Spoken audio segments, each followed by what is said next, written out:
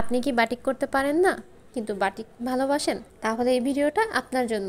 খুব সহজ পদ্ধতিতে দেখিয়েছি কী করে আপনি বাটিক করতে পারবেন। তাহলে চলুন পুরো ভিডিওটা শুরু করা যাক। Welcome to my channel নকশিবাহার।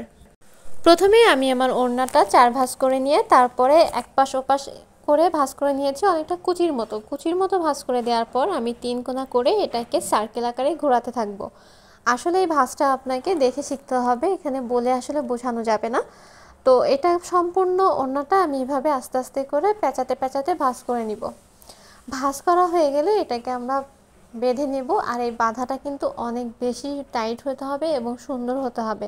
মনে রাখতে হবে এই ভাঁজটা আপনার যত সুন্দর হবে আর গিঁটটা যত সুন্দর হবে আপনার বাটিকের ডিজাইন প্যাটার্নটা ঠিক ততটাই সুন্দর আসবে। এরপর আমি রংটা তৈরি করার জন্য প্রথমে পানি ফুটিয়ে নিচ্ছি, আর এক পাশে আমি রংটাকে ঠান্ডা পানিতে গুলিয়ে নেব। ঠান্ডা পানিতে গুলিয়ে নেওয়ার কারণ হচ্ছে এতে করে রংটা ভালো মিক্সিং হয়। পানিটা গরম হতে হতে ঠান্ডা পানির মধ্যে আমি আগে কাপড়টাকে সুন্দর করে ভিজিয়ে নেব। এখানে আমার 2টা ওড়না ছিল, তো ওড়না দুটো আমি আগে ভালো করে ভিজিয়ে নিয়ে পানিটা নিংড়ে রেখে দিয়েছি। এরপরে আমি রংটা রেডি করব। রংটা রেডি করার জন্য সেই গরম ফুটান্ত পানির মধ্যে প্রথমে আমি মেডিসিনটা দিয়ে নাড়া দিব।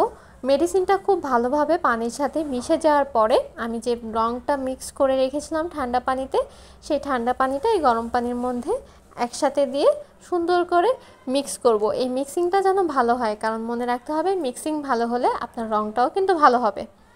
আমার রংটা দেওয়া হয়ে গেছে এবং এরপরে আমি ভালো করে মিক্সিং করব।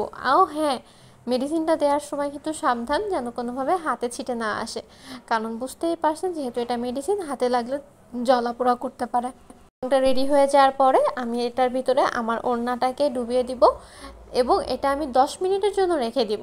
10 মিনিটের মাঝে মাঝে আমরা এটাকে নাড়াচাড়া দিব যাতে ভালো করে ভিতরে রংটা প্রবেশ করতে পারে। এভাবে আমরা 10 মিনিট রেখে দেব। কিছু সময় পর পর এসে আমি নাড়াচাড়া দিয়ে গিয়েছিলাম অফ ক্যামেরায়। এটা হয়ে যাওয়ার পরে আমরা রং থেকে কাপড়টাকে উঠিয়ে ঠান্ডা পানিতে খুব ভালো করে ওয়াশ করে নিব।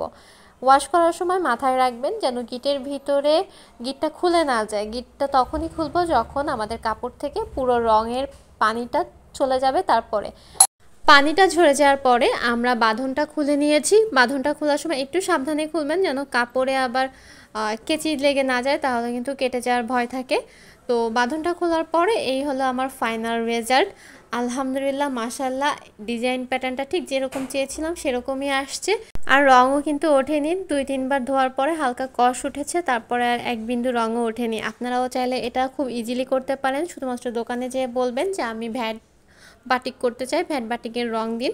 ওরাই কিন্তু রং এবং মেডিসিন দুটাই আপনাকে দিয়ে দিবে। ধন্যবাদ সবাইকে। আল্লাহ হাফেজ।